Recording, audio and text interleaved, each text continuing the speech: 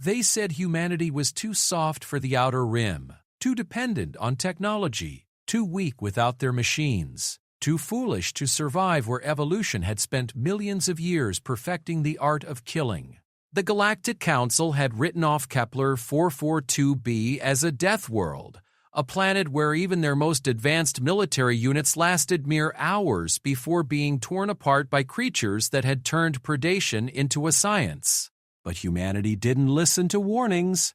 They never did. When the distress beacon from Outpost Meridian went silent after screaming about shadows with too many teeth and hunters that learn faster than we can adapt, the galaxy expected another human failure, another species learning their limitations the hard way. What they didn't expect was for that same outpost to not only survive, but to turn a planet full of apex predators into their hunting ground. What they couldn't have predicted was that sometimes the most dangerous thing in the universe isn't the monster in the dark, it's the human who decides to light a fire and fight back. This is the story of how 127 humans turned impossible odds into their greatest advantage, and why the galaxy learned to fear a new kind of apex predator, one that thinks, adapts, and never ever gives up.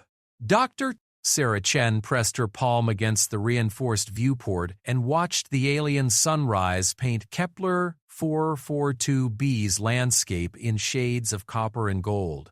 6 months ago, this view had filled her with wonder. Now it filled her with dread. Somewhere in those twisted forests and crystalline canyons, things were watching the human outpost, learning. "Planning another perimeter breach on the East Quadrant," Marcus Rodriguez called from the security station, his weathered face creased with concern. The former Marine had seen combat on 3 different worlds, but nothing had prepared him for this place. The sensors went dark for exactly 47 seconds, then came back online showing nothing. Sarah turned from the window, her reflection ghosting across the armored glass. At 34, she was the youngest xenobiologist to lead a frontier research mission, but the past weeks had aged her considerably. Dark circles shadowed her eyes, and her usually pristine lab coat bore stains from sleepless nights spent analyzing tissue samples and behavioral patterns. "That's the 3rd time this week," she muttered, joining Marcus at the monitoring station. The holographic display showed Outpost Meridian from above, a collection of interconnected domes and towers sitting like an island in an ocean of alien wilderness. Red dots marked the locations of sensor failures, forming a pattern that made Sarah's stomach clench. "They're testing us," said Dr. James Wright, the team's lead engineer. His Scottish accent had grown thicker with stress, and his usually immaculate appearance had devolved into wrinkled clothes and unkempt hair. "Each probe gets a little closer, lasts a little longer. They're mapping our defenses." The 3 stood in the command center of Outpost Meridian, humanity's most ambitious research station on one of the galaxy's most dangerous worlds. What had started as a routine xenobiology mission had become a fight for survival against creatures that defied every classification system in the Terran database. Sarah pulled up the incident reports on her tablet, scrolling through weeks of escalating encounters. It had started small, missing supply drones, damaged sensor arrays, strange sounds in the night. The colonists had initially blamed equipment malfunctions or local wildlife curiosity. They were scientists and engineers, not soldiers. Their first instinct was to study and understand, not to fear. That changed 3 weeks ago when Zendari, one of their Galactic Council liaisons, had ventured outside the perimeter to collect mineral samples. They found pieces of his environmental suit scattered across a kilometer of forest floor, but no body. The suit's final recording showed only shadows moving between the trees and a sound like wet metal scraping against stone. "Show me the thermal readings from last night," Sarah requested, and Marcus pulled up the overnight surveillance data. The display flickered to life, showing heat signatures moving through the forest in ways that shouldn't have been possible. Creatures that appeared as cold spots against the warm background, others that seemed to phase in and out of the infrared spectrum entirely. Most disturbing were the ones that perfectly mimicked the thermal signature of human colonists. "This one bothers me the most," Marcus pointed to a recording from 030 hours. A human-shaped figure had approached the main gate, moving with perfect human gait and posture. Only the timestamp revealed it had been standing motionless in the exact same spot for 4 hours before beginning to walk. Dr. Elena Vasquez, the Outpost's chief medical officer, emerged from the medical bay with a grim expression. Her dark hair was pulled back severely, and her eyes held the haunted look of someone who had seen too much. "I've finished analyzing the tissue samples from the eastern perimeter," she announced, holding up a sealed container. "The good news is we finally have organic material from our visitors. The bad news is that it's impossible." She activated the lab's main holo display, and a molecular structure appeared in the air before them. This tissue sample can exist in 4 different states simultaneously. It shows properties of both organic and synthetic materials, demonstrates rapid cellular regeneration, and appears to be able to store and replay sensory information. "Meaning?" Wright asked, though his expression suggested he already suspected the answer. "Meaning. These things can literally become anything they've encountered before.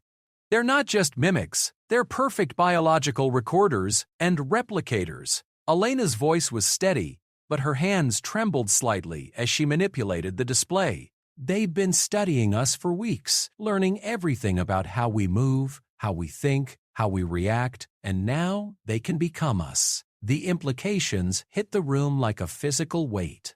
Sarah felt her scientific excitement warring with primal fear. These creatures represented an incredible discovery, biological perfection that could revolutionize understanding of evolution and adaptation. They also represented an extinction-level threat to every human on the planet. "How many colonists do we have?" she asked, though she already knew the answer. 127, Marcus replied. 32 researchers, 45 support staff, 38 security personnel, and 12 administrative crew, against an entire planet's worth of predators that can perfectly imitate us, Wright added grimly. Sarah walked to the central command chair and activated the Outpost-wide communication system. Her finger hovered over the transmission button as she considered her words carefully. What she said next would either inspire confidence or cause panic. "All personnel, this is Dr. Chen. Please report to the main assembly hall for mandatory briefing in 30 minutes. This concerns the safety of all colonists." As the communication ended, the 4 department heads stood in heavy silence. Through the viewport, the alien forest seemed to pulse with malevolent life. Sarah could swear she saw human-shaped figures moving between the trees, but every time she focused on one, it vanished. "What do we tell them?"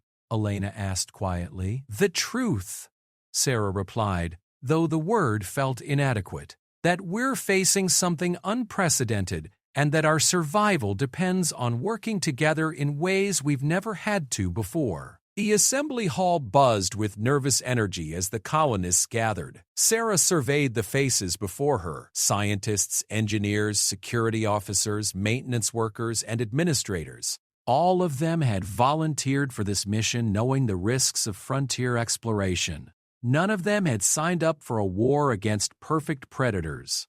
Dr. Yuki Tanaka, the Outpost's communications specialist, looked up from her console with worry. "I've been trying to raise Terran Command for the past 6 hours. Long-range communications are being jammed by some kind of interference." "Natural phenomenon?" Wright asked hopefully.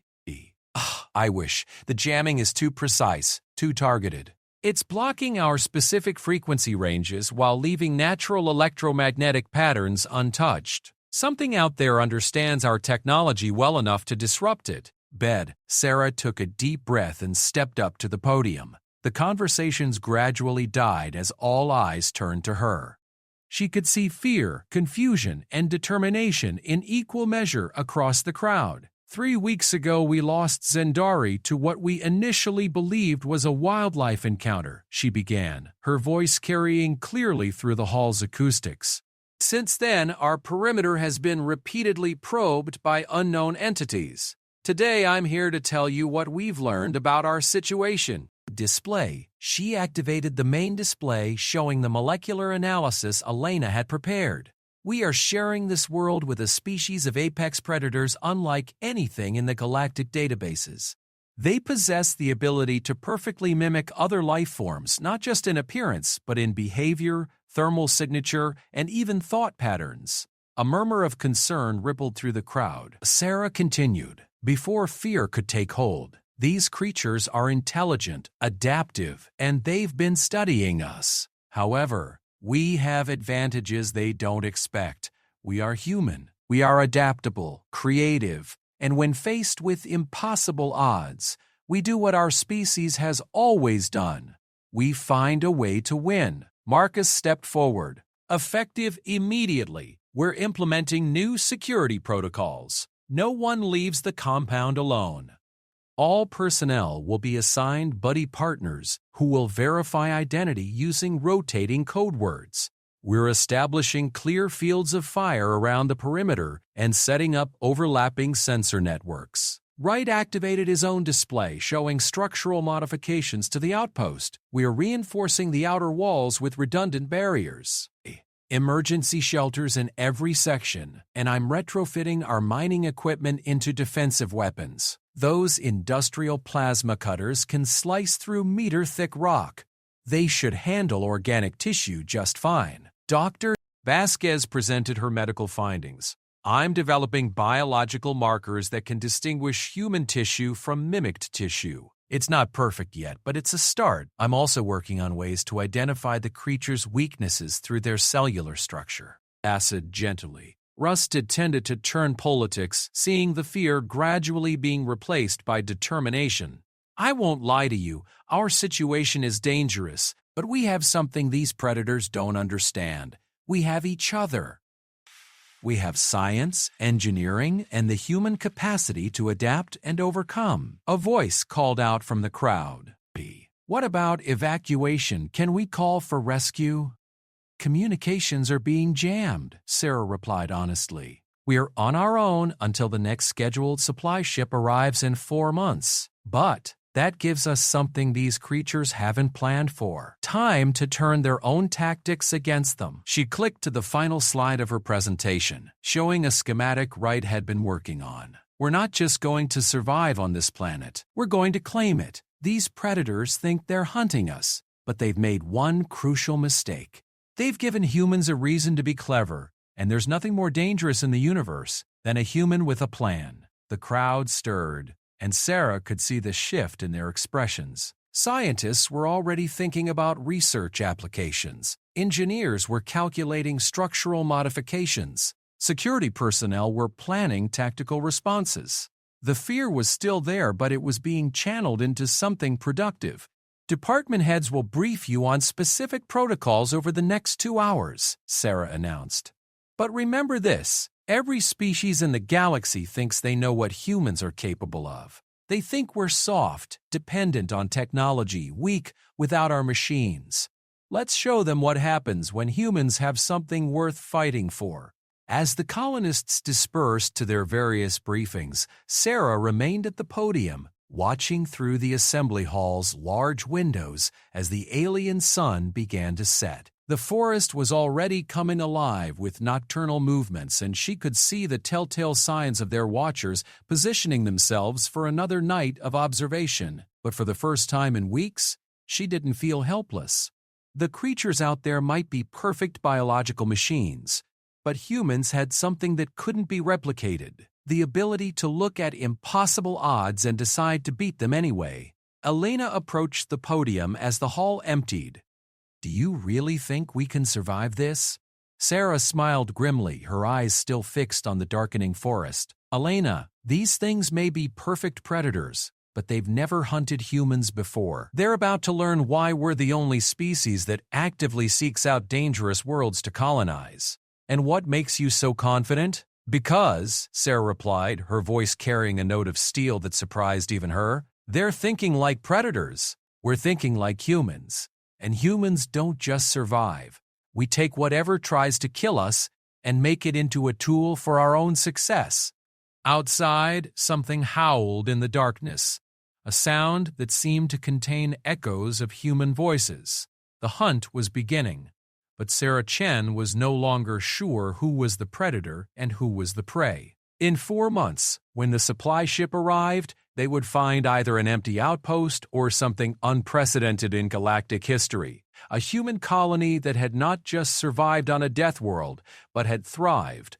The night fell like a curtain across Kepler 442b, and both species prepared for a conflict that would determine not just who lived and died, but what it truly meant to be the apex predator on a world where evolution never stopped competing. The attack came at dawn when the alien sun cast long shadows across the compound, and the night shift was preparing to hand over duties to the day crew. Sarah Chen had been awake for 36 hours straight, running on stimulants and determination when the perimeter alarms screamed to life.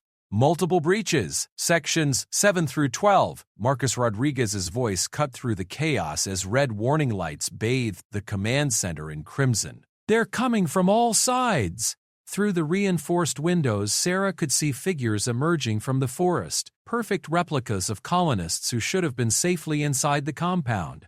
They moved with human gait and posture, but something was wrong with their timing. They walked in perfect synchronization, like a choreographed dance of death. Jenny Holbrook is approaching the east gate, reported Corporal Lisa Zhang from the security station, her voice tight with confusion. But Jenny's standing right next to me. Sarah spun to see Jenny, the outpost's hydroponics specialist, staring at the monitor in horror. On screen, another Jenny was walking calmly toward the gate, her face displaying the exact expression of confused fear that the real Jenny wore at that moment. "My God," whispered Dr. Right, his engineering console showing thermal readings that made no sense. There are 47 heat signatures approaching the compound, but they're all showing up as colonists in our database. Facial recognition is confirming identities on all of them, added Dr. Tanaka from Communications. According to our systems, we have duplicates of 38 different personnel outside. The creatures hadn't just been watching.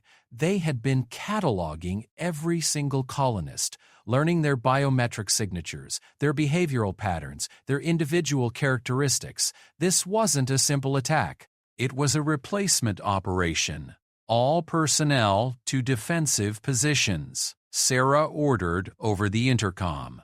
This is not a drill. Do not open any exterior doors. Do not trust anyone who claims to be locked outside. If you see yourself approaching, assume it's hostile. The first test of their new identity protocols came minutes later when one of the false humans reached the main entrance. Through the intercom, it spoke in the voice of Dr. Jepson, Patricia Mills, the Outpost's geological survey chief. "Please let me in." Something happened to my scanner array. I was trapped outside when the alarms went off. The real Patricia Mills stood in the command center, her face pale as she listened to her own voice pleading for entry. "That's not me," she whispered, then louder, "That's not me." Marcus activated the exterior speakers. "State your verification code." The false Patricia responded immediately with the correct morning code and accent. Sarah felt a chill run down her spine. Not only could the creatures perfectly mimic appearance and voice, but they had somehow acquired secure information. "That was yesterday's code," Marcus said grimly. "They're working from outdated intelligence." But even as he spoke, another voice came through the intercom. "Dr. Elena Vasquez requesting entry at the Medical Bay Auxiliary door." The real Elena was in the lab, staring at tissue samples under a microscope. "I have the current codes," the false Elena said, and proceeded to recite not just today's verification phrase, but tomorrow's as well. "How is that possible?" Wright demanded. Sarah's blood turned to ice as understanding dawned. "They're not just copying us," she said slowly. "They're copying us in real time. Those aren't replicas based on old observations. They're sharing sensory data with whatever's mimicking our personnel right now." The implications were staggering. If the creatures could access the memories and knowledge of whoever they were copying in real time, then no security protocol would work. They would always know the correct codes, the right responses, the perfect behavioral patterns. New protocol, Sarah announced over the intercom. All verification codes are now invalid. We're switching to personal knowledge verification, questions that only the real person would know, based on private memories not shared with others. It was a desperate measure, but as the siege continued throughout the morning, it proved effective. When false versions of colonists approached various entrances, they could mimic appearance, voice, and even access stored information. But they couldn't replicate truly personal memories, childhood experiences, private conversations, embarrassing moments that people never shared. The psychological toll was immense. Watching perfect copies of themselves and their colleagues prowling the perimeter created a paranoia that threatened to tear the colony apart from within. Trust, the foundation of any close-knit community, began to erode as people started questioning whether the person next to them was real. Dr. Vasquez made the breakthrough that changed everything. "I've been studying the tissue samples while monitoring the attack," she announced during an emergency meeting in the secured conference room. "The creature's mimicry ability has a fundamental limitation that we can exploit." She activated the holographic display, showing cellular structures in real-time transformation. They're not actually shapeshifters. They're more like biological 3D printers. They break down their own cellular structure and rebuild it to match their target. But the process requires time and energy. "How much time?" Marcus asked. "For a complete transformation? Based on the metabolic requirements I'm seeing, at least 6 to 8 hours for a full human-sized replication. And here's the crucial part. They can only maintain one form at a time. If forced to change rapidly, the cellular structure becomes unstable." Wright leaned forward, his engineering mind immediately grasping the implications. "So if we could force them to change forms rapidly, they'd literally fall apart," Elena confirmed. "Their cells would lose cohesion, and they'd essentially dissolve into biological soup." Sarah felt the first spark of hope she'd experienced in weeks. "We need to test this theory. Can we safely capture one of them?" "Already on it," Marcus replied with a grim smile. "I've been modifying one of our specimen containment units. Reinforced walls, redundant life support, and enough sensors to monitor cellular activity in real time." The plan they developed was risky but elegant. Using the Outpost's external maintenance robots, they would create a situation that would force one of the false humans to choose between maintaining their disguise or revealing their true nature. Dr. D. Tanaka volunteered to be the bait, appearing to have a malfunction with her environmental suit while working on an external sensor array. Through carefully positioned cameras, they watched as one of the false colonists, a perfect replica of Marcus Rodriguez, approached to help. Wright activated a sequence of different environmental conditions around the maintenance area: temperature fluctuations, atmospheric pressure changes, and electromagnetic interference. Each change required different physiological adaptations to survive. The false Marcus began to change, its form rippling and shifting as it tried to adapt to each new condition. But as Elena had predicted, the rapid transformations took their toll. Within minutes, the creature began to lose cohesion, its carefully maintained human appearance melting away to reveal something that defied easy description. It was beautiful and terrible. A flowing mass of adaptive tissue that seemed to contain fragments of every creature it had ever encountered. Sarah could see traces of human features, but also elements that belonged to no known species. This wasn't just a predator. It was a living archive of evolutionary adaptations from across the galaxy. "Fascinating," breathed Dr. Patricia Mills, the geologist, as they watched the creature's final moments. "It's not native to this world. The cellular structure contains elements that couldn't have evolved in this ecosystem."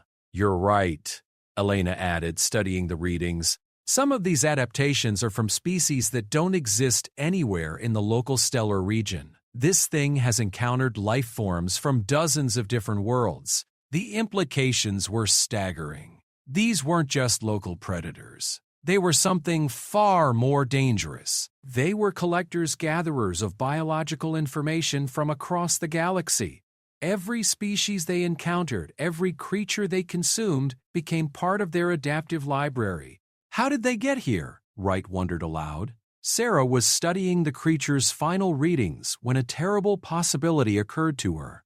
What if they didn't get here? What if they were brought here? She pulled up the geological surveys from the past month, cross-referencing them with Patricia's mineral analysis reports.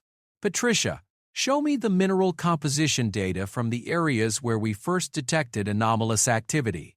The holographic display shifted to show elemental analysis charts. Patricia's eyes widened as she saw what Sarah had noticed.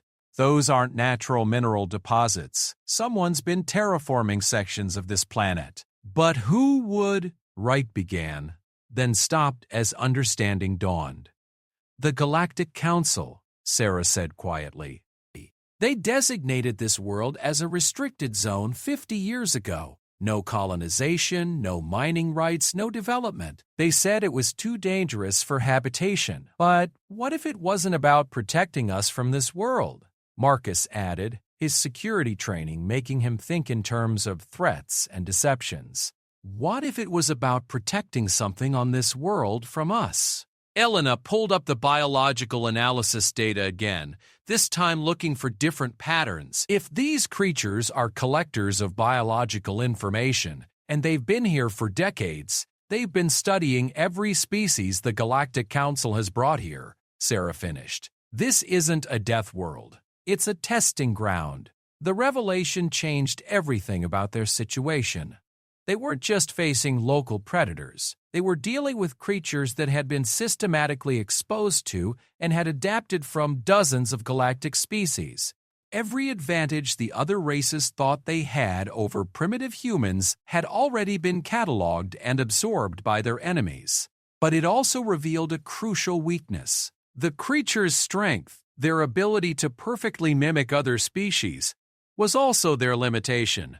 They were reactive, not creative. They could replicate what they observed, but they couldn't innovate beyond their experiences. They've never encountered anything like us, Sarah realized. Every other species they've studied was brought here by the Council as test subjects, but we came here on our own, with our own technology, our own methods, and our own stubbornness, Marcus added with the first genuine smile anyone had seen in weeks. Wright was already pulling up engineering schematics. If they learn by observation and mimicry, then we need to show them things that will confuse their adaptive algorithms, behaviors and technologies that don't follow predictable patterns. Chaos engineering, Elena suggested. Instead of trying to be more organized than them, we become more random than they can predict. Sarah looked around the room at her department heads, seeing the shift from fear to determination. We need to completely change our approach. No more defensive positions. No more predictable patrol patterns. No more standard protocols. You're talking about organized chaos, Marcus said. It goes against every military doctrine I know. Good, Sarah replied, because everything you know has already been observed and cataloged by our enemies. We need to become something they've never encountered before. Humans being truly, creatively, unpredictably human. Over the next several hours, the Outpost transformed. Wright began modifying equipment in seemingly random ways, creating tools that served multiple purposes and could be reconfigured on the fly. Elena developed medical protocols that changed hourly, making it impossible for the creatures to predict human responses to injury or stress.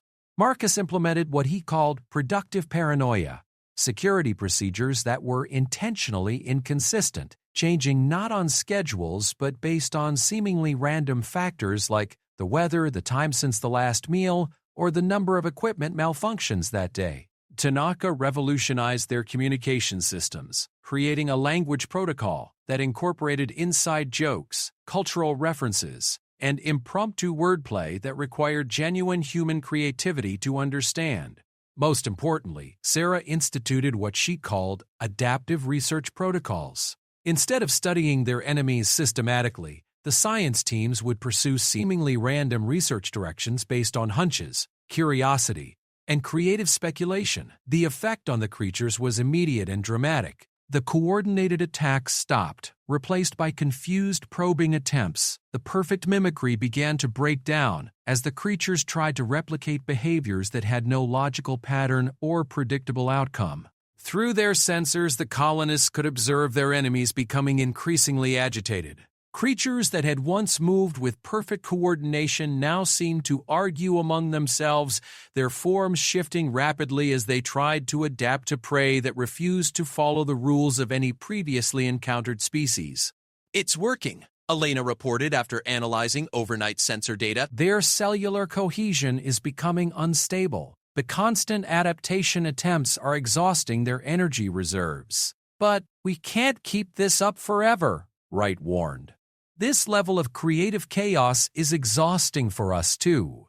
Sarah nodded, understanding the challenge. They had found a way to confuse their enemies, but confusion wasn't victory. They needed to find a way to turn their temporary advantage into a permanent solution. "Phase 2, she announced to the assembled colonists. "We've learned how to confuse them. Now we learn how to beat them." As the alien sun set on another day of their impossible siege, Sarah Chen stood in the command center and watched the forest. The creatures were still out there, still dangerous, still learning. But for the first time since this nightmare began, humanity had something their perfect predators didn't expect. They had chaos. They had creativity. And most importantly, they had the distinctly human ability to look at a problem that should be impossible to solve and decide to solve it anyway. 3 days into their campaign of organized chaos, Sarah Chen made a discovery. She was analyzing cellular breakdown patterns in the captured creature remains when she noticed something that shouldn't have been possible. The dissolved tissue was trying to reform. "Elena! Look at this," she called, her voice tight with excitement and concern. The medical officer hurried over to the main lab console where Sarah was manipulating the holographic display. "The tissue sample from our first captured specimen isn't completely dead," Sarah explained, highlighting sections of the molecular structure. "Look at these cellular clusters. They're still active, still trying to communicate with something." Elena studied the data, her eyes widening as she understood the implications. They're networked. The individual creatures aren't independent organisms. They're nodes in a larger biological system. "Which means," Dr.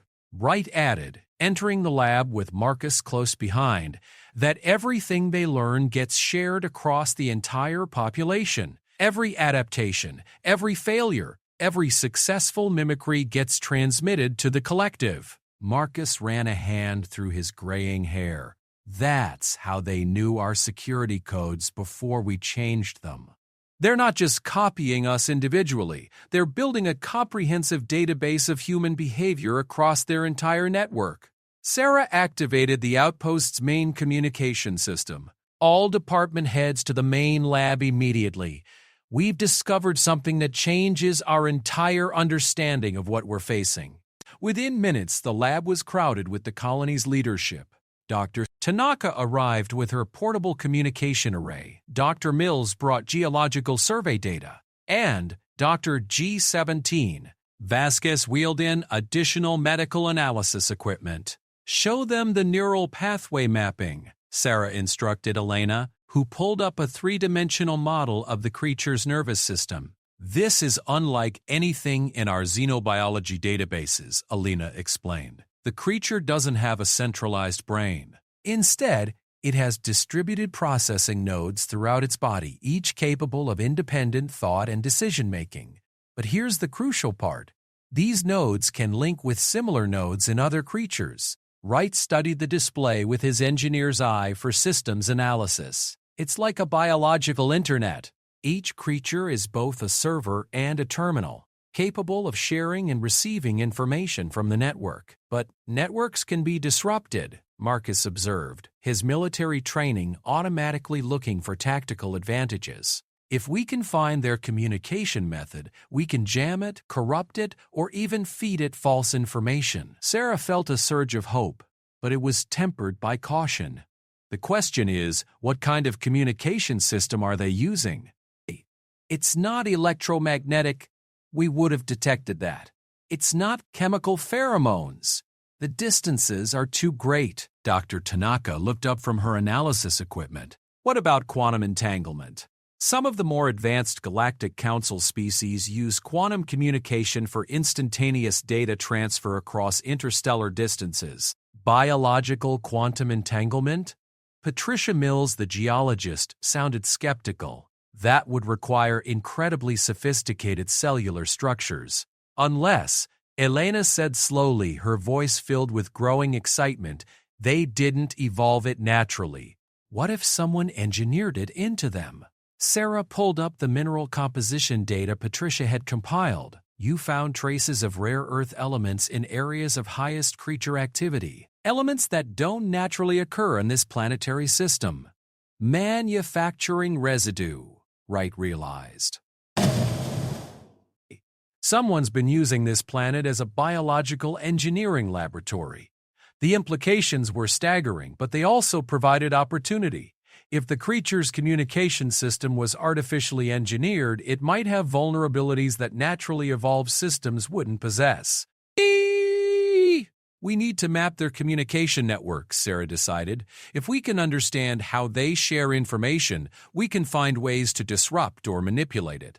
Using the Outpost's sensor arrays and Dr. Tanaka's communication equipment, they started monitoring for any form of signal transmission between the creatures. It was painstaking work, requiring them to scan across the entire electromagnetic spectrum and even into theoretical quantum frequencies. The breakthrough came from an unexpected source. Jenny Holbrook, the hydroponics specialist, noticed that her plants were displaying unusual growth patterns near the windows facing the forest. It's not the alien sunlight, she explained to the assembled science team. I've been tracking the spectral analysis for weeks, but look at this. The plants closest to areas of high creature activity are growing in mathematical patterns. She led them to the hydroponics bay, where rows of earth vegetables grew under artificial lighting. Near the eastern windows, the plants had grown into spiral patterns that resembled fractals. The western windows showed plants that had somehow grown into geometric shapes that hurt to look at directly. The plants are responding to some kind of field effect, Elena realized. Something the creatures are generating that's affecting biological growth patterns at the quantum level. Wright was already pulling up readings from the Outpost's structural sensors. I'm detecting microscopic vibrations in the quantum substrate around the compound. They're using quantum field manipulation to communicate. Can we disrupt it? Marcus asked. Better than that, Wright replied with a grin that reminded everyone why he was considered one of the Terran Federation's best engineers. We can participate in it.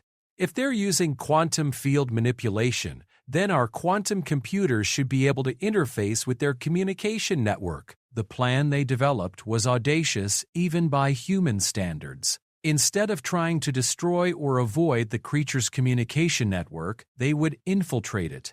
Using the Outpost's quantum computing systems, they would attempt to inject false information into the collective consciousness of their enemies. It's never been attempted before, Dr.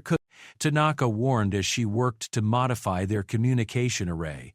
Biological quantum networking is theoretical at best. We could end up damaging our own systems, or worse, giving the creatures access to our computer networks. Or, Sarah countered, we could level the playing field. They've been studying us for months, learning our patterns, our behaviors, our weaknesses. Maybe it's time we learn theirs. The first attempt to establish communication with the creature network was both a success and a disaster.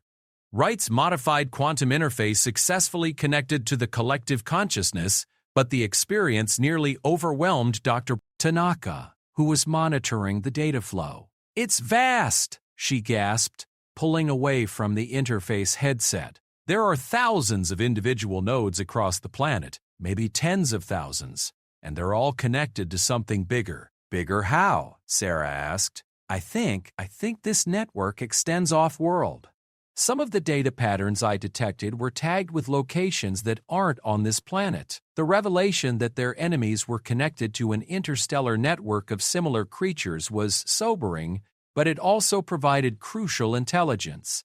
Using carefully filtered data samples, the science team began to map the structure and protocols of the creature network.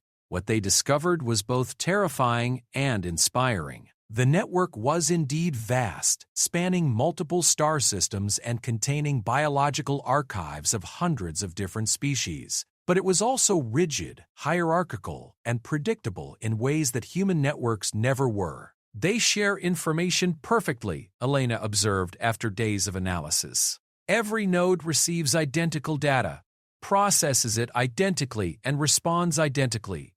There's no room for individual interpretation or creative thinking. It's the ultimate hive mind, Wright added. Perfect coordination, perfect information sharing, perfect cooperation, and that's exactly why we can beat them. Sarah understood immediately, because perfect cooperation requires perfect predictability, and humans are the least predictable species in the galaxy. The plan they implemented was called Information Warfare Protocol Omega, a deliberately grandiose name that Wright insisted would confuse any galactic intelligence services that might eventually review their records. Using their quantum interface, they began feeding false information into the creature network. But instead of obvious lies or simple deceptions, they used something far more insidious: human creativity. They fed the network human stories. Fiction, myths, legends, jokes, paradoxes, and impossible scenarios. They uploaded the entire database of human literature, comedy routines, philosophical debates, and abstract art. Most crucially, they shared human dreams, the recorded brainwave patterns of sleeping colonists, complete with all the bizarre, illogical, emotionally charged imagery that human minds generated during REM sleep. The effect on the creature network was immediate and catastrophic. Creatures that had been perfect mimics began displaying impossible behaviors. Some tried to reproduce human emotions without understanding their context, leading to bizarre displays of laughter during hunting attempts or crying while consuming prey. Others became obsessed with human philosophical concepts, standing motionless in the forest while their collective consciousness tried to process the meaning of existential paradoxes. Most dramatically, many creatures began trying to reproduce human creative works. The colonists watched in fascination and horror as their enemies attempted to perform Shakespearean soliloquies, paint abstract art using their own shape-shifted bodies, and even compose music using their natural hunting calls. "They're having what humans would call a nervous breakdown," Elena reported, after monitoring the network's communication patterns. Their perfect information-sharing system can't handle the contradictions and impossibilities in human creative thought. Some of them are starting to individualize, Dr. Tanaka added with wonder. But I'm detecting nodes that are refusing to share information with the collective, trying to maintain their own interpretation of the human data we've fed them. But the creature's breakdown created a new and unexpected danger. As their collective consciousness fragmented, some individual creatures became more dangerous than ever. No longer constrained by the group's conservative hunting strategies, they began attempting increasingly desperate and violent attacks on the outpost.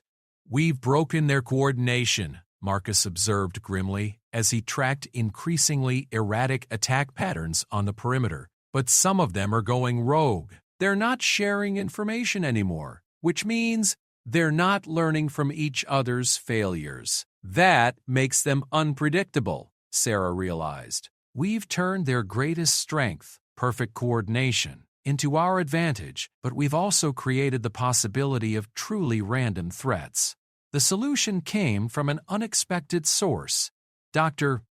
Mills, the geologist, had been studying the rare earth elements found throughout the creature habitation zones. Her analysis revealed something that changed their understanding of the entire situation. "The mineral deposits aren't just manufacturing residue," she announced during an emergency briefing. "They're control mechanisms. Whoever engineered these creatures built in a fail-safe system. She activated the geological survey display showing a three-dimensional map of the planet's subsurface mineral distribution. These rare earth elements form a network of control nodes buried throughout the planet's crust. They're designed to regulate and, if necessary, shut down the creature network. Wright was already studying the technical specifications. It's like a planetary-scale circuit breaker. If the biological network becomes unstable or unpredictable, the mineral network can be activated to shut down their quantum communication entirely. But that would trap the individual creatures in whatever state they were in when the network went down, Alina added. No more collective learning, no more shared adaptations, no more perfect coordination, and no more threats to human colonization, Sarah concluded. The plan to activate the planetary control network required everything they had learned about quantum manipulation, biological engineering, and creative problem-solving. Using Wright's modified communication array and Patricia's geological mapping data, they identified the primary control nodes and began the process of awakening a system that had been dormant for decades. The activation sequence was complex, requiring simultaneous quantum field manipulations at 17 different locations across the planet. It was impossible for their small team to accomplish, except that they weren't working alone anymore. Some of the individualized creatures are helping us, Dr. Tanaka reported with amazement. The ones that absorbed too much human creative thinking, they want to shut down the network too. They've developed what can only be described as a desire for independence. As the alien sun set on what they hoped would be their final day under siege, the colonists of Outpost Meridian prepared to activate a system that would fundamentally change the balance of power on Kepler. 442b. Once we do this, there's no going back, Sarah warned. We'll be committing to staying on this world, making it our home rather than just a research station. Marcus smiled grimly. Good. I'm tired of being hunted. It's time to become the hunters. The activation began at midnight, local time. Across the planet, buried control nodes awakened after 50 years of dormancy, sending cascading waves of quantum interference through the creature network. The effect was visible even from orbit. The entire planetary surface seemed to ripple with energy as biological and technological systems that had operated in perfect harmony for decades suddenly found themselves fundamentally incompatible. By dawn, the siege of Outpost Meridian was over. The creatures that remained were individuals now, no longer connected to their collective consciousness, no longer capable of perfect mimicry or coordinated attacks. Some fled into the deep wilderness. Others approached the outpost cautiously, their behavior now guided by curiosity rather than hunger. And a few, influenced by their exposure to human creativity and independence, requested asylum. They want to learn, Elena reported after the first tentative communications with the individualized creatures. Not to mimic or consume, but to understand and create. Sarah Chen stood in the command center of Outpost Meridian and looked out at a world that was no longer trying to kill them. It was still dangerous, still alien, still full of unknowns, but it was no longer impossible. Phase 3, she announced to her exhausted but victorious team. Now we figure out how to live here. Outside, the alien sunrise painted the landscape in shades of copper and gold. And for the first time in months, it filled Sarah with wonder. Humanity had not just survived on a death world. They had transformed it into something unprecedented in galactic history. A world where two species might learn to coexist not through conquest or submission, but through the uniquely human concept of mutual respect. 2 months after the quantum network shut down, Sarah Chen found herself in a situation that would have been impossible to imagine during the siege. She sat across a conference table from 3 creatures that had once been her deadliest enemies, attempting to negotiate humanity's first formal alliance with a species that could literally become anyone. The creature that called itself Echo, a name it had chosen after developing individuality, maintained a form that was almost but not quite human. It stood 7 feet tall, with features that seemed to shift subtly in the light, as if it couldn't quite decide which human face to settle on. When it spoke, its voice carried harmonics that no human throat could produce. Your species continues to perplex us, Echo said, its words carefully chosen. In our network memories, we have data on 417 different intelligent species. None of them responded to our presence as you did. How did the others respond? Dr. Elena Vasquez asked. She had become the colony's primary xenobiologist, specializing in post-network creature behavior and psychology. They fled, fought with traditional tactics, or attempted to hide until rescue arrived, replied another creature that had chosen the name Variant. Unlike Echo, Variant maintained a form that was clearly non-human, a flowing arrangement of crystalline structures that pulsed with bioluminescent patterns. You did something unprecedented. You taught us to be individuals. The third creature, Synthesis, had chosen a form that was entirely abstract, a collection of geometric shapes that defied three-dimensional space. When it communicated, it did so through direct quantum field manipulation that their computers could translate into words. The question that concerns us, Synthesis projected, is whether this individuality can be sustained without destroying what we were. Sarah leaned back in her chair, considering the philosophical and practical implications of the question. The past 2 months had been a period of careful experimentation and gradual trust-building.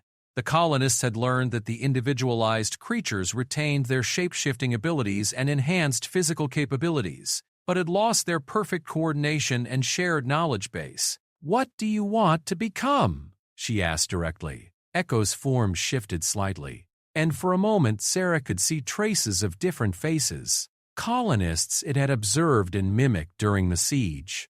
"We want to understand creation rather than just replication. During our connection to your information systems, we experienced something we had never encountered before. The joy of making something new rather than copying something that already exists."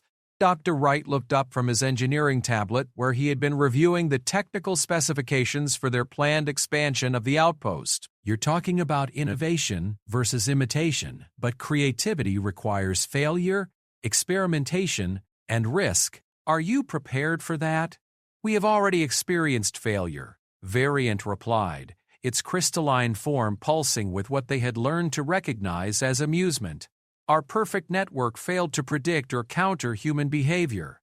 Our flawless mimicry became a limitation when faced with a species that values imperfection and spontaneity. We learned more from failing to understand you than we had from successfully consuming dozens of other species." Marcus Rodriguez, who had been silently evaluating the security implications of this unprecedented alliance, finally spoke up. "What about the others?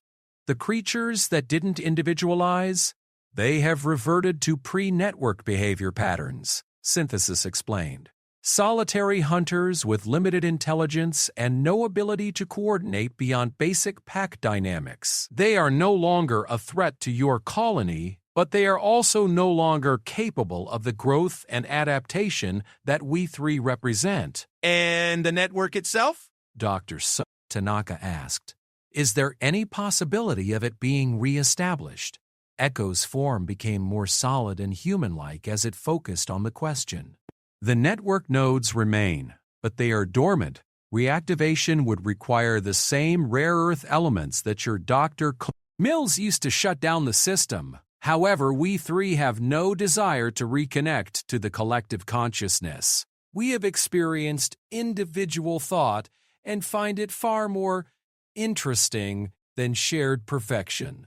Sarah activated the holographic display in the center of the conference table, showing a three-dimensional map of their expanded settlement plans. "Then let's talk about the future. We're not just planning to survive on this world anymore. We're planning to build a permanent colony, and we'd like to offer you the opportunity to be founding members of something that's never existed before, a truly multi-species cooperative settlement." The implications of her offer were staggering. No human colony had ever been established with non-human founding members. The Galactic Council maintained strict species segregation policies, and even the most progressive human settlements were monospecies by design. "You would grant us equal status?" Variant asked, its crystalline structure brightening with what appeared to be excitement. not as subjects or specimens, but as partners. Equal status, equal voice and governance, equal rights and responsibilities, Sarah confirmed. But also equal commitment to the principles that make this work: creativity, independence, and respect for individual choice. Mills pulled up geological survey data showing the areas they plan to develop. We've identified several zones that could support both human and creature habitation. Areas with the mineral compositions you need for your biological processes, but also suitable for human agriculture and manufacturing. There's something else, Elena added, activating her medical analysis displays. Our studies of your cellular structures have revealed something remarkable. Your shape-shifting abilities aren't just mimicry. You can actually optimize biological functions in ways that could revolutionize medical treatment. She showed them recordings of creature tissue repairing damage at the cellular level, adapting to toxins, and even regenerating lost mass from basic organic compounds. We're not suggesting that you become medical test subjects, Elena clarified quickly. But if you were willing to share knowledge about your biological processes, we might be able to develop medical technologies that could help both species. Mutual benefit rather than exploitation, Echo mused. Another concept that was absent from the network's databases. Yes, we would be interested in such cooperation. The next several hours were spent developing the framework for what would become known as the Kepler Accords, the first interspecies colonial charter in human history. The document established principles of governance, resource allocation, and conflict resolution that drew from both human democratic traditions and the creature's collective decision-making experiences. But the real breakthrough came when Wright presented his engineering proposals for integrated habitat construction. Instead of building separate areas for different species, he explained, we could design living spaces that adapt to their occupants. Using principles we've learned from studying your morphic abilities, we could create buildings that reshape themselves based on the needs of whoever lives in them. Synthesis geometric form became more complex as it processed the implications. Architecture that learns and adapts. Construction that grows rather than being built. This represents a fusion of biological and technological principles that neither species could achieve alone. And that's just the beginning, Sarah added. What we're proposing isn't just a settlement. It's a new model for how different species can coexist and collaborate. If we succeed here, it could change the entire structure of galactic civilization. The meeting was interrupted by an alert from the Outpost's long-range communication array. Dr. Tanaka quickly accessed the incoming transmission, her expression growing serious as she reviewed the contents. It's from the Terran Colonial Authority, she announced. A deep space reconnaissance ship is requesting permission to land. They say they're conducting a welfare check on our mission. Marcus immediately shifted into security mode. How much do they know about our situation? According to their transmission, they received our distress beacon from 3 months ago, but no follow-up communications. They're assuming we either resolved our situation or, Tanaka paused meaningfully, or, we're all dead, Sarah finished grimly. How long before they arrive? 18 hours. The room fell silent as everyone processed the implications. The arrival of a Terran reconnaissance ship would force them to reveal the existence of their alliance with the creatures, something that would likely violate numerous colonial regulations and species interaction protocols. What do we tell them? Elena asked. Echo's form shifted through several different configurations before settling on something that was unmistakably humanoid, but clearly not human. We understand the complexity of your situation. Galactic law does not recognize the possibility of voluntary interspecies cooperation between newly contacted species. Your superiors will assume we are either threats to be eliminated or resources to be exploited. Then we don't give them the chance to make that assumption, Sarah decided. We present them with a fait accompli, a successful colony, with willing non-human partners, established colonial infrastructure, and evidence of mutual benefit. Wright was already pulling up construction timelines. If we work around the clock, we can have at least the basic structures of our integrated habitats completed before they arrive. Give them something concrete to evaluate rather than just theoretical proposals. And we need to document everything, Elena added. Medical benefits, technological innovations, resource optimization improvements, everything that proves this alliance makes both species stronger rather than weaker. Variants crystalline form pulsed with determination. We will assist in any way possible. Our matter manipulation abilities should greatly accelerate construction processes. The next 18 hours became a testament to what multi-species cooperation could achieve when properly motivated. Working together, humans and creatures accomplished construction projects that should have taken weeks or months. The creatures' ability to manipulate matter at the molecular level allowed them to create building materials with properties that human engineering could specify, but not manufacture. Walls that could adjust their thermal properties, support structures that could redistribute stress loads in real time, and living systems that could self-repair and adapt to changing needs. Meanwhile, human creativity and technical knowledge guided the design process, creating hybrid technologies that neither species could have developed alone. Water purification systems that used biological filters designed by creature biology but powered by human energy technologies. Food production facilities that combined human agricultural techniques with the creature's ability to optimize growing conditions at the cellular level. Most impressively, they developed communication interfaces that allowed for direct information sharing between human minds and creature consciousness, creating unprecedented opportunities for collaboration and understanding. When the Terran reconnaissance ship Determination arrived in orbit around Kepler 442b, what they found below defied every expectation and protocol in their databases. Captain Lisa Morrison stood on the bridge of her ship, staring at the sensor readings with a mixture of amazement and concern. The outpost that had been reported as under attack by unknown hostile forces was now a thriving settlement with technological signatures that registered as both familiar and completely alien. "Are you certain those are human life signs?" she asked her science officer. "Yes, Captain. 127 human colonists, all showing normal vital signs and activity patterns. But there are also 3 other signatures that don't match anything in our xenobiology databases. That's where it gets interesting, Captain. They're using some kind of hybrid technology that combines human engineering principles with completely unknown materials science.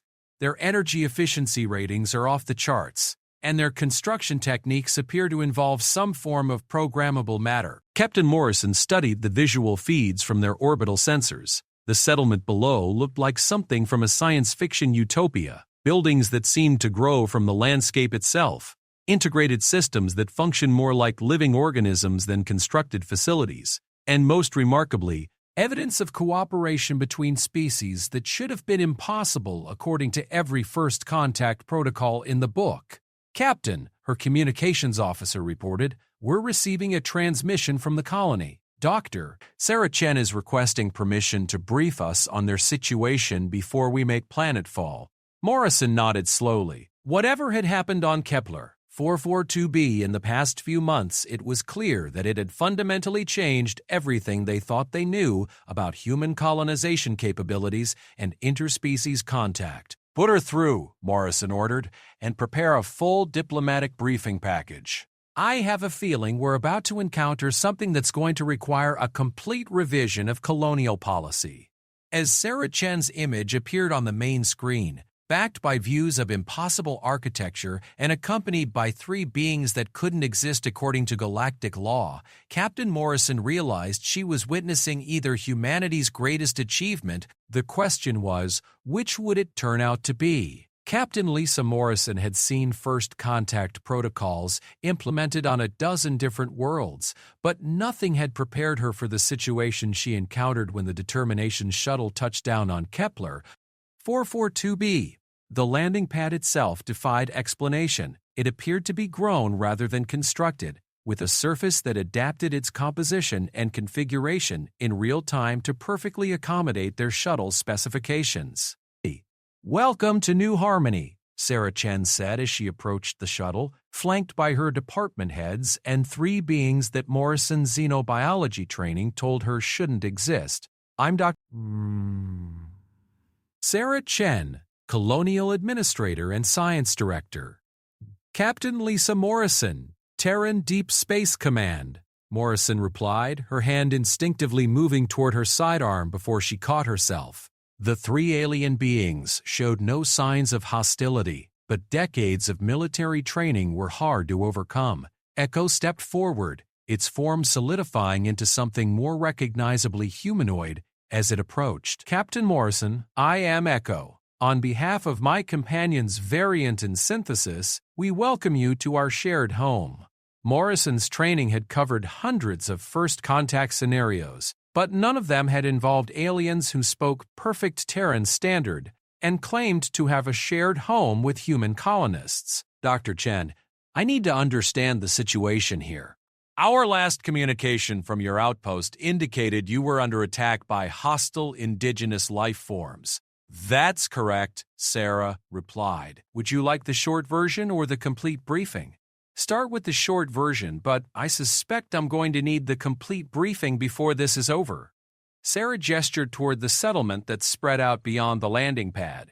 We were attacked by a species of apex predators with perfect mimicry abilities and a collective consciousness. We defeated them by teaching them to be individuals. 3 of them chose to remain with us and help build something unprecedented, the first truly cooperative interspecies colony.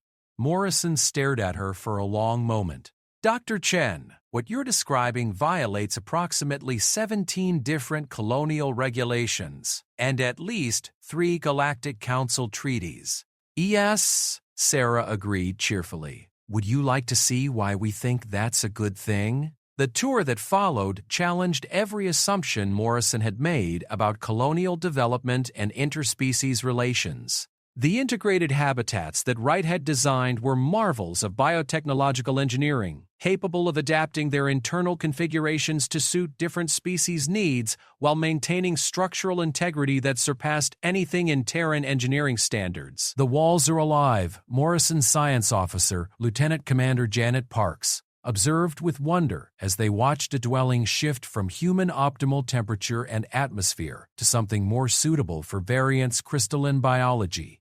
Not alive exactly, Wright explained, but they incorporate biological principles that allow for adaptive functionality. We've essentially created architecture that learns from its inhabitants. And the power systems? Morrison asked, noting that her tricorder couldn't identify the energy sources for the settlement's obviously high-tech infrastructure. Biological fuel cells combined with quantum field manipulation, Dr. Tanaka replied.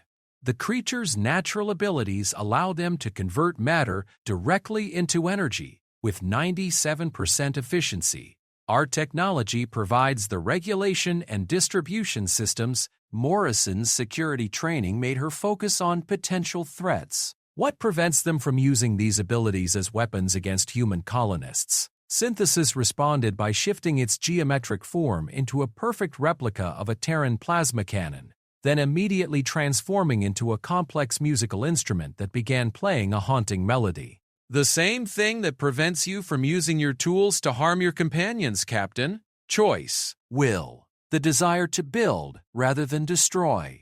We've moved beyond the predator-prey relationship that defined our initial contact, Echo added. Cooperation provides advantages that competition never could. The proof was everywhere Morrison looked.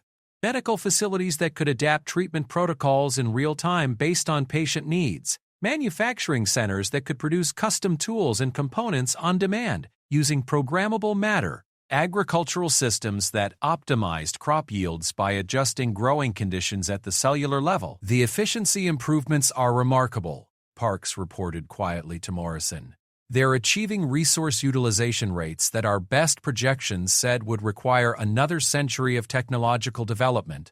Dr. Chen, I have to ask, how do we know these beings aren't influencing human behavior in some way? Their mimicry abilities, their collective consciousness background, how can you be certain this cooperation is voluntary?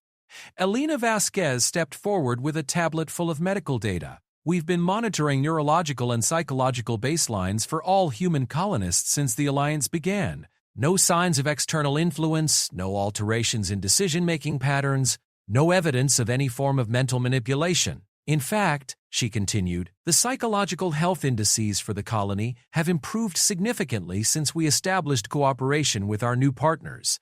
Reduced stress levels, increased creative output, higher satisfaction ratings across all categories. Humans appear to function better when they have interesting challenges and meaningful partnerships, Variant observed, its crystalline form pulsing with what Morrison was beginning to recognize as amusement. Your species becomes less functional when isolated or bored. Morrison spent 3 days at New Harmony, conducting interviews with colonists, reviewing technical data, and observing the daily operations of what was rapidly becoming clear was not just a successful colony, but a revolutionary approach to interstellar civilization. On her final evening, she sat with Sarah, Echo, and her own senior staff in the colony's main social area, a remarkable space that could configure itself for gatherings of any size or species composition.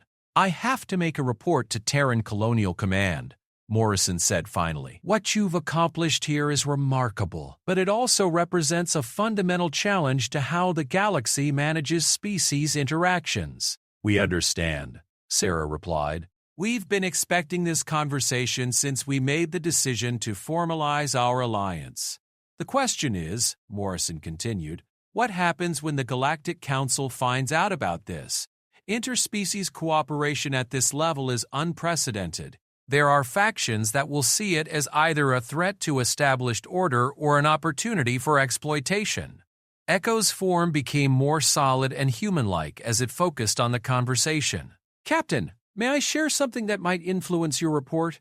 Morrison nodded. During our time connected to the Galactic Network, we accumulated data on every species the network had encountered.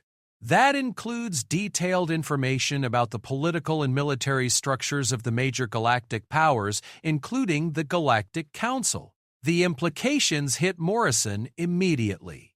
Talking about intelligence data that could shift the balance of power in the galaxy. We are talking about information that reveals the true purpose of the Council's restricted world policies. Synthesis projected. This planet was not designated as a death world to protect colonists. It was designated as a testing ground to develop biological weapons for use against species that refused to accept Council authority. Morrison felt the blood drain from her face. That's an incredibly serious accusation. It's not an accusation, Variant replied. Its crystalline structure shifting to display holographic projections of data streams. It's documented fact. We can provide you with complete records of the Council's biological weapons development program, including test results from 47 different worlds and 17 different species. Captain, what we've discovered here isn't just a new model for colonization. It's evidence of systematic abuse of power by the supposed guardians of galactic peace. Morrison stood and walked to the room's large window, looking out at a settlement that shouldn't exist. Created by cooperation that shouldn't be possible, between species that should have been natural enemies. What are you asking me to do? All of it.